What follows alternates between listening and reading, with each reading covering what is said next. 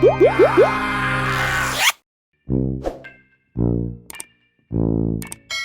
日中秋節啦，大家中秋節快樂啊！咁啊，因為飛天爺爺嗰邊咧有新節目更新咗，我就唔想兩集節目自己打自己啦。咁啊，不如咧今次啊先放咗收視報告嘅數字呢一 part 喺呢一度同大家分享咗先啦。好啦，今日照舊啦，翡翠台上個禮拜嘅收視成績如何呢？根據 CSM 媒介研究及 Ubora 收視資料數據顯示，資訊節目東張西望跨平台直播最高收視有21.6點139萬觀眾。處境劇《愛回家之開心速遞》最高收視係20.1點130萬觀眾。跟住有國慶76年煙花大匯演，最高收視有21.1點137萬觀眾。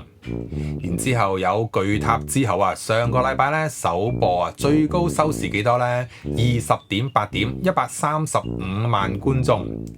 外購劇《華山論劍》最高收視有15.5點100萬觀眾。跟住有香港美食匠人啊，最高收視有11.4點74萬觀眾。好啦，禮拜六成績如何？首先有剪裁魔法師2，最高收視係14.1點91萬觀眾。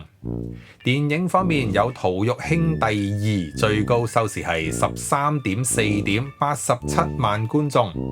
好啦，禮拜日啦，星獸最高收視有16.7點108萬觀眾。家傳之寶首集，我哋有蕭正楠、黃翠如啊呢一對夫妻檔，最高收視幾多？15點97萬觀眾，喂，都唔錯喎。跟住有 Alice to You 杜德偉嘅音樂特輯，最高收視有13.1點85萬觀眾。好啦，我哋嘅數字就到此為止。